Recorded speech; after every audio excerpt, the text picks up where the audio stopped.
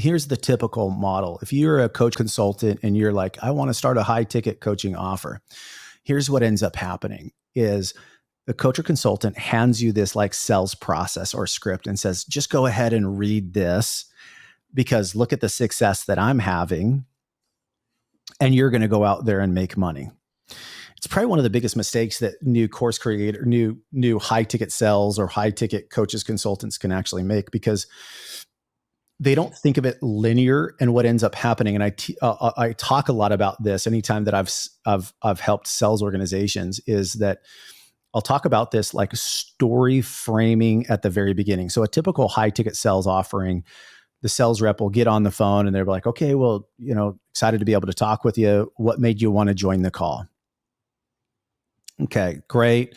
So here's what we're going to do. I'm going to ask you some questions. We're going to find out what's going on with you. If I feel like I can help you or we can help you, then we can talk about what it is that we exactly do. And that's typically how 95% of most sales conversations happen inside of the marketing. Well, if you look at like,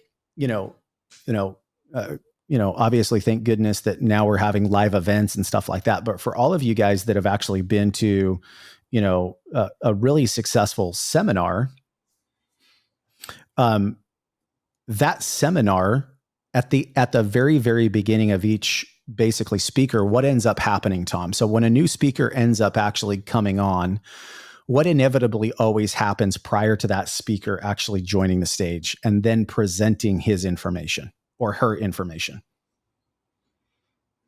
You want me to answer? Yeah. Basically silence or some music, and then somebody comes on and gives them an intro. Okay, exactly.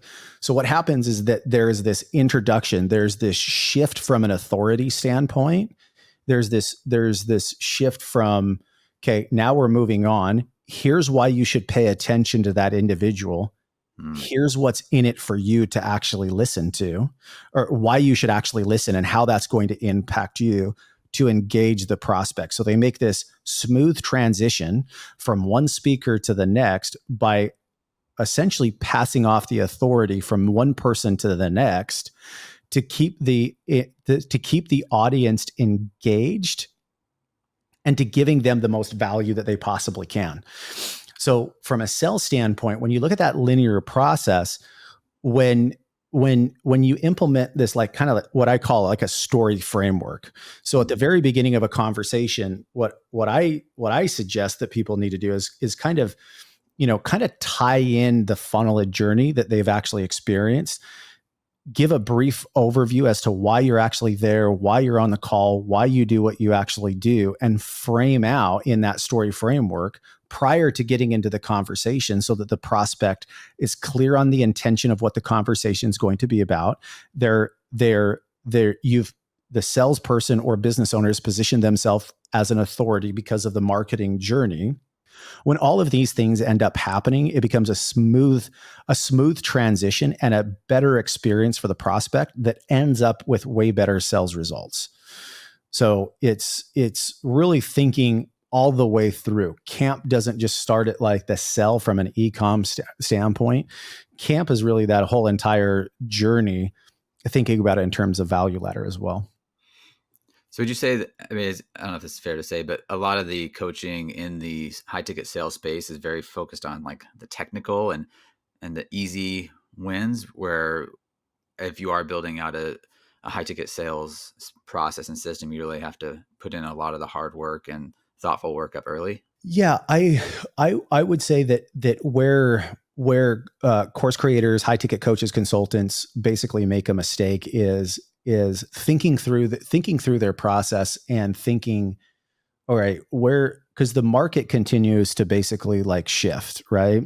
So from a marketing and advertising standpoint, like 6 years ago, you used to be able to put up an opt-in and run a 45-minute VSL to an application page, and you could get a book scheduled call for $150, and one salesperson could jump on, take that call, and you had a 10x ROAS on your business. Mm-hmm. It was just simple processes.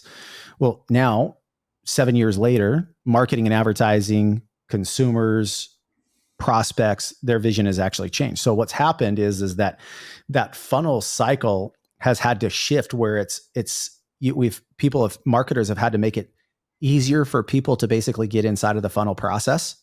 They've had to get very good at the information once they're inside of that funnel to educate them throughout that process.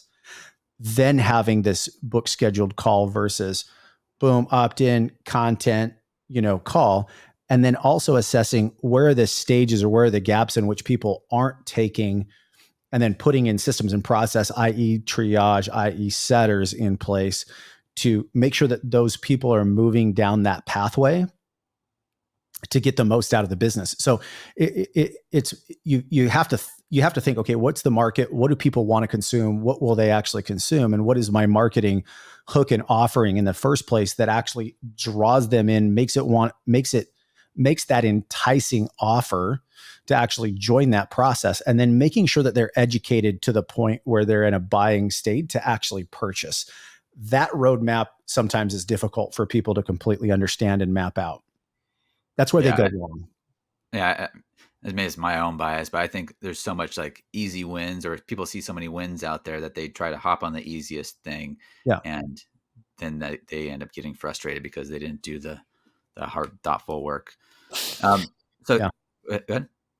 No, I mean, you talk about like the hard, thoughtful work is that, I mean, Ralph is really good at this. Todd Brown is a genius when it comes to this. It's like the better that you understand, he really, with his clients, he'll really take a lot of time and really diving in and understanding, helping the business owner completely understand that journey, roadmap, and framework, which is a pain in the butt sometimes to like do all of that work. But that's actually what sells. If that makes sense. It's like the better that you understand that framework, the better that you understand the prospect's needs and wants, and the better that you can articulate and educate to the sales process. Now it's not selling. Now it's just next natural step that somebody should actually make.